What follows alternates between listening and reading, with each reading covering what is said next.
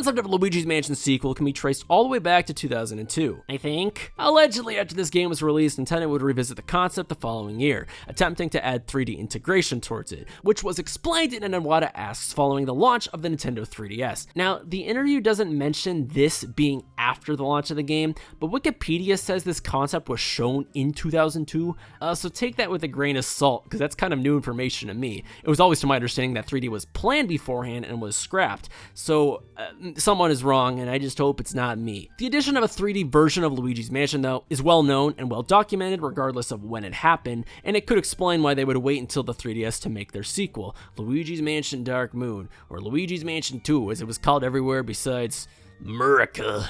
There weren't that many rumblings or plans of a Luigi's Mansion game during the rest of the 2000s though. Though Yoshihito Ikebata said that there had always remained a sentiment of the company wanting to develop a sequel, at least according to this Wired interview with Ikebata and Bryce Holiday, a director at Next Level Games, and the company that was going to make Luigi's Mansion 2. They had remembered how Nintendo tried to integrate 3D into Luigi's Mansion 1, and this confirmed to them that the 3DS was the time that Nintendo would finally go all in on the sequel, though it's kind of complicated how this came to be. Apparently, Next Level Games at first didn't even know the hardware they were producing Dark Moon for, but assumed because Nintendo had at one point mentioned the failed Luigi's Mansion 3D and thought the console would have 3D. I'm just as confused as you are. Well, that's a pretty damn big assumption to make. I mean, it worked out, but like there were families on the line, livelihoods at risk, careers that could have gone down the toilet. I mean, what if Nintendo just came out and said, we're making a toaster with a screen on it?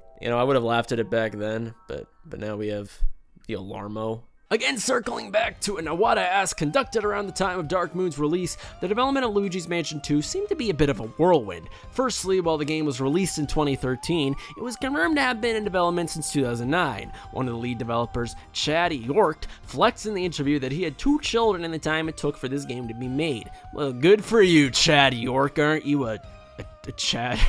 Next Level Games, probably rightfully so, popped off when they heard the news that they were getting to make Luigi's Mansion 2, which was revealed to them in sort of a drumroll fashion, and you know what? I love how extra these game developers are. You know what though? I would have popped off too, if all Nintendo had given me prior were sports titles and a franchise that no children in that era had heard of, such as Punch-Out! Alright, I'll just be honest, maybe this will attract hate, but if I was a game company and I saw the resume of games Next Level Games had made, I wouldn't have even trusted them to make a Wii Play sequel. The Super Mario Strikers games were really good, to be fair, and I know the Punch-Out Wii game had received pretty unanimous praise at the time and sparkling reviews, but I wouldn't say this company had made any definitive masterpieces either. Besides those 3 games, they basically had just made a bunch of licensed slop.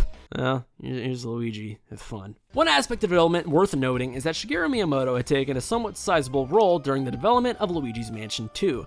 Now, it was basically just as an advisory position as he is for a lot of games, but he would still visit the team bi-weekly. The developers would listen as Miyamoto would talk about television shows he was watching, and how they were structured, with multiple events taking place in the arc of a story.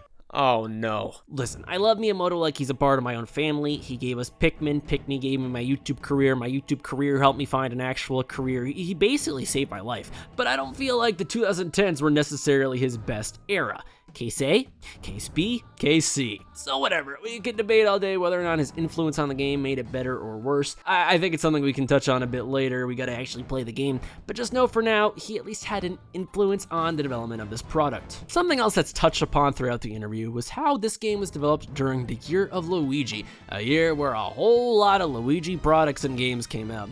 I personally feel like this game would have been released regardless. I mean, a lot of these were, so it's kind of just a marketing gimmick. I don't feel like we need to go too in-depth here. If you really want to see a video discussing this more in detail, I recommend you go check out my friend Johnny's video to see a full telling of that story. We don't have the time today, okay?